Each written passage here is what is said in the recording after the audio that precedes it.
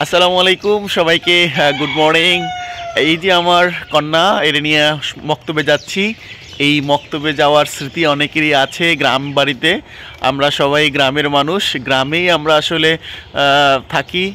গ্রামে সকালবেলা মক্তবে পড়ার দৃশ্য আছে। আমরাও এক সময় এরকম ছোট ছোট অবস্থায় বাবার হাত ধরে, দাদার হাত ধরে আমরা মক্তবে গিয়েছিলাম। আজ আমার কন্যাও আমার হাত ধরেই মক্তবে যাচ্ছে। পৃথিবীর নিয়ম এমনই রয়েছে, কেউ বড় হলে এরকম করে করে সবাইকে আস্তে আস্তে করে পথে নিয়ে আসে। বিশেষ করে প্রতিটি ধর্মের মানুষ, প্রতিটি মানুষের মাঝে ধর্মের জ্ঞান ছড়িয়ে দেওয়া উচিত। বিশেষ করে যে মানুষের মাঝে ধর্মের আলো নেই, ধর্মের জ্ঞান নেই, সে আসলে প্রকৃত মানুষ থাকে না। সুতরাং প্রত্যেকটা মানুষেরই আসলে প্রত্যেকটা ধর্মের মানুষের মাঝে জ্ঞান থাকতে হয়, ইসলামিক জ্ঞান থাকতে হয় বা ধর্মীয় জ্ঞান থাকতে হয়। আমরা প্রত্যেকটা মানুষের মাঝে ধর্মীয় জ্ঞান থাকলে সে মানুষ হয়ে ওঠে, না হলে সে তার ভিতরে মনুষ্যত্ব আসলে অনেকটা হারিয়ে যায়। সুতরাং আজকে আমরা এই আমার মেয়েকে কোরআন শরীফ পড়ানোর জন্য নিয়ে যাচ্ছি। সেই অর্থাৎ ও আরবি পড়বে, যেহেতু আমরা মুসলিম, আমরা আরবি পড়ব। ও যাচ্ছে সকালবেলা, ওকে আমরা মক্তবে দিয়ে যাচ্ছি।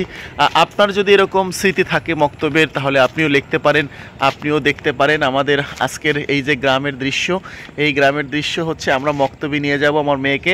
প্রত্যেক পিতামাতার উচিত তার সন্তানকে ধর্মীয় জ্ঞান দেওয়া। ধর্মীয় জ্ঞানে দীক্ষিত হলে সে আসলে অনেক খারাপ কাজ থেকে পিছিয়ে দূরে থাকবে, এবং সে কিন্তু সমাজের অনেক ভালো কাজের সাথে যুক্ত থাকতে পারবে। সুতরাং প্রত্যেকটা মানুষের জীবনেই ধর্মীয় জ্ঞান দরকার। ধর্মীয় জ্ঞান হলেই সে অনেক বড় হতে পারবে এবং সে সমাজে ভালো ভালো কাজের সাথে যুক্ত হতে পারে।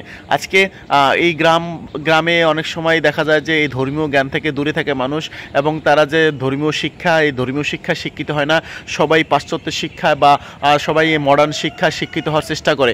তবে আপনি যতই মডার্ন শিক্ষা শিক্ষিত হন না কেন, আপনার দরকার অবশ্যই আপনার দরকার ধর্মীয় জ্ঞান শেখা। ধর্মীয় জ্ঞান না হলে কিন্তু আপনি অনেক কিছু পিছিয়ে যাবেন, অনেক থেকে আপনি হারিয়ে যাবেন। সুতরাং আপনার মাঝে যদি ধর্মীয় জ্ঞান থাকে, তাহলে আপনি কোরআন হাদিস হোক, আপনি যে ধর্মের হোক, আপনি সেই ধর্মেরই ধর্মীয় জ্ঞান শিখবেন আপনারা, এবং এটা শেখাই দরকার।